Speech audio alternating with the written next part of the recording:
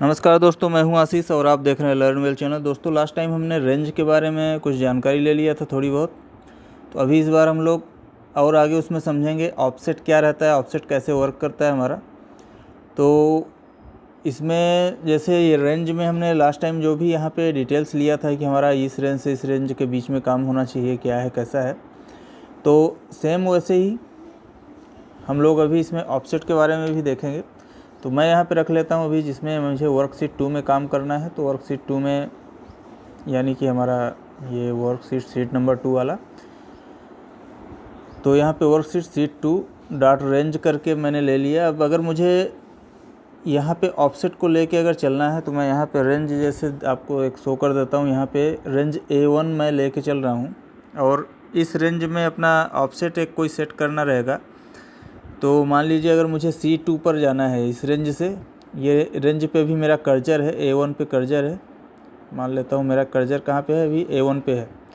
और इस A1 से अगर मुझे यहाँ पे जाना है कि मैं इधर C2 पर आ जाऊँ, तो अभी A1 है तो मुझे कितना खसकना पड़ेगा C2 पे जाने के लिए। एक बार मुझे रो में खसकना पड़ेगा और 2 बार मुझे कॉलम में खसक के इधर पे आना पड़ेगा। तो ऑफसेट लिखेंगे यहाँ पे डॉट ऑफसेट, और यहाँ पे फिर हमारा 1,2। तो यहाँ पे जो 1 है वो रो को बताता है और 2 जो है वो कॉलम को बताता है। तो हम लोग कितना ऑफसेट इधर खसकेंगे, हमारा एक बार रो नीचे आएगा और 2 बार हमारा कॉलम साइड में जाएगा। तो चलिए एक बार इसको रन करा के देखते हैं, उससे और क्लियर हो जाएगा। तो अभी आप देख सकते हैं कि ये जो 1 है वो रो को बताता है और 2 जो है वो कॉलम को बताता है। तो हमारा कर्जर यहाँ पे था तो हम लोग 1 एक बार यहाँ पे रो पे आए और 2 बार फिर हम कॉलम में यहाँ पे आए। तो कुछ इस तरीके से ऑफसेट काम करता है। ऑफसेट का मतलब ही होता है कि उसको किसी चीज़ को पूरा करना। और इसी में जैसे अगर मुझे अभी मान लेता हूँ मैं यहाँ पे C2 पे हूँ और मुझे वापस से A1 पे जाना है, तो मैं क्या करूँगा, यहाँ पे माइनस कर दूँगा। तो यहाँ पे जैसे मैंने ये माइनस के साथ में लिख दिया -1 और -2, तो उतना ही हमारा वापस हो जाएगा, मतलब माइनस में चले जाएगा। जैसे अभी मेरा कर्जर यहाँ पे है, C2 पे है, तो 2 कॉलम पीछे जाएगा और एक बार रो पीछे जाएगा। हाँ, तो इसमें हमें यहाँ पे अभी जो है ये रेंज जो हमारा दिया हुआ है, ये इसको यहाँ पे C2 लिख देंगे कि इसको बता देंगे कि हमारा अभी यहाँ पे कर्जर है और हम लोग यहाँ से पीछे जाना चाहते हैं। तो अभी मेरा कर्जर C2 पे है और मैं इसके पीछे कितना जाऊँगा, -1 रो में और -2 कॉलम में। तो इसको जैसे ही रन कराऊँगा देख सकते हैं आप, यहाँ पे मेरा कर्जर यहाँ पे A1 में आ गया है। ऐसे ही आप 0-0 भी कर सकते हैं आपका, जैसे यहाँ पे A1 पे आपका कर्जर है, ठीक है, यहाँ पे आप 0-0 कर दीजिए। ऑफसेट के लिए आपको 0-0 भी कर सकते हैं, उससे भी आपका कोई फ़र्क नहीं पड़ता। तो यहाँ पे अगर जैसे भी मुझे कुछ नहीं करना है, किधर भी नहीं जाना है, मेरा वहीं पे सारी चीज़ लिख के आनी चाहिए, तो मैं यहाँ पे इसको भी रन कराऊंगा तो ये यहीं पे 0-0 के हिसाब से आ जाएगा। तो ऑफसेट का भी अपना एक अलग से कुछ तरीका रहता है। जैसे हम कभी फार्मूले वगैरह में यूज़ करेंगे, फंक्शन में यूज़ करेंगे इसको, तो उस समय बहुत ही काम की चीज़ है।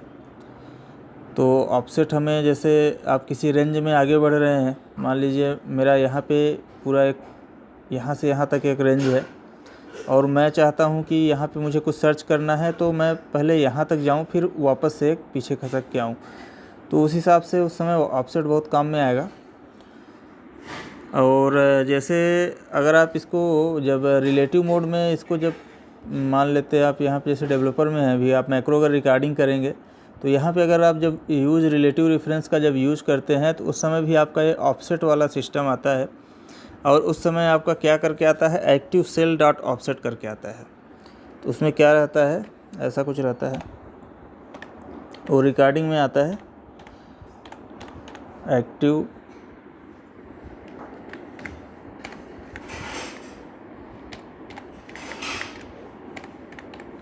ऐसा करके आता है एक्टिव सेल डॉट ऑफसेट, और आपका फिर यहाँ पे बाकी 0 1 जैसा भी रहेगा, जो रेंज आप देंगे उसको, तो वो रेंज आपका आ जाएगा।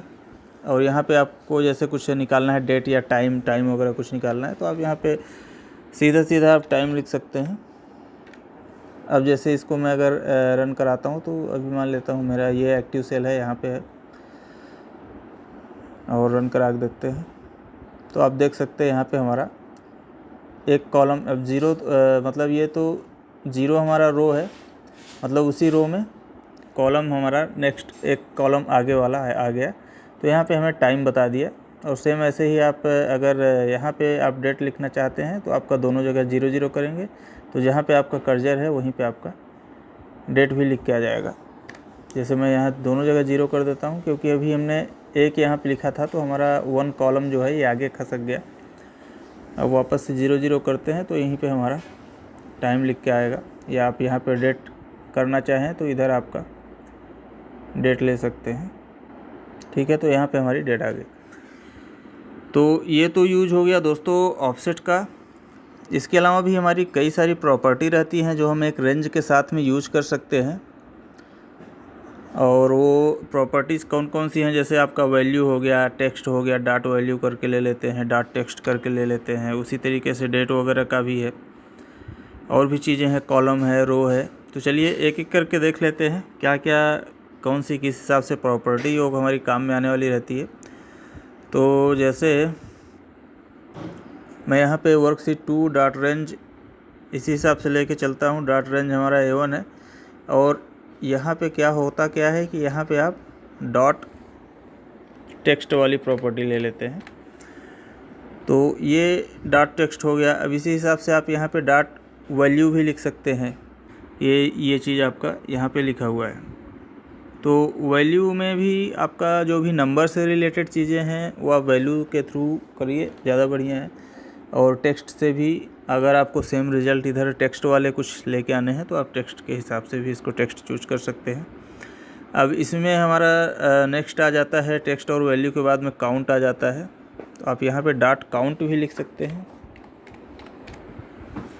अब इसमें काउंट में मान लीजिए आपको एक रेंज देनी है कि आप इससे यहाँ से यहाँ के बीच में आप काउंट करना चाहते हैं। जैसे मैं यहाँ पे B3 से लेके B4 तक ऐसा काउंट करना चाहता हूँ, या C4 तक, ये डॉट काउंट करके है।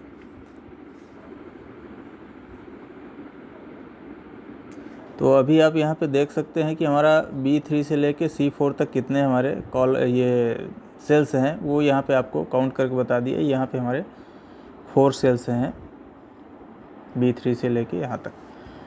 तो ये काउंट का भी आप यूज़ कर सकते हैं, ये ज़रूरत पड़ेगी आगे चल के। और सेम वैसे ही है, फिर हमारा कॉलम भी है, डॉट कॉलम का भी आप यूज़ कर सकते हैं। रो और कॉलम के लिए सेम है, तो आप कॉलम लिखेंगे कॉलम बताएगा आपको, रो लिखेंगे रो आपको बताएगा। तो जैसे मैं यहाँ पे एक रेंज दे देता हूँ इसका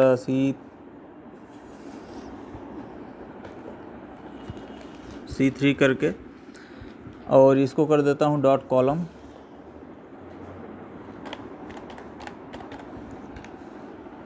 और इसको देखते हैं, तो यहाँ पे आप देख सकते हैं, यहाँ पे अपना C3 आपका बता रहा है कौन सा कॉलम है, C वाला कौन सा कॉलम है, आपका 3rd कॉलम है। यहाँ पे अगर आप D लिखते हैं तो 4th कॉलम आपको बताएगा। यहाँ पे आपका मैं D लिख देता हूँ, तो कॉलम कौन सा है D वाला आपका वो बता देगा। ये हमारा 4th कॉलम है, यहाँ पे 4 नंबर कॉलम है। सेम वैसे ही आप रो के लिए भी कर सकते हैं। तो यहाँ पे जैसे आपने रो लिख दिया, और यहाँ पे D3 कौन सा रो है वो आपका 3rd वाला रो बता देगा।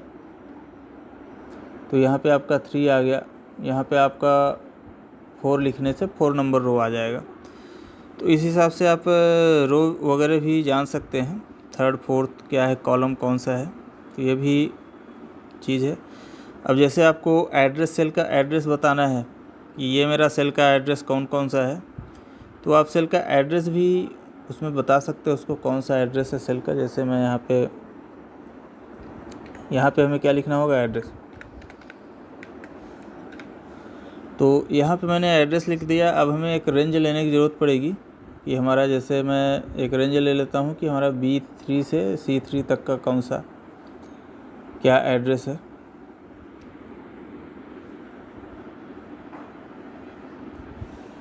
B3 से C3 डॉट एड्रेस करके ऐसा, तो अभी आप देख सकते हैं ये उसका एड्रेस बता रहा है $B $3 $C $3 ऐसा करके। तो ये एड्रेस का भी यूज किया जा सकता है।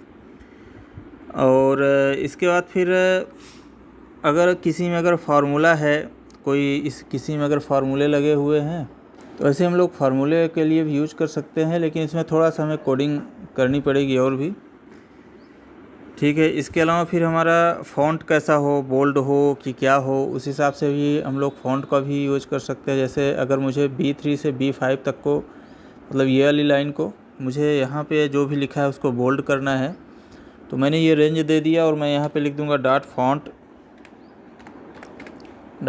डॉट बोल्ड या इटैलिक जो भी है,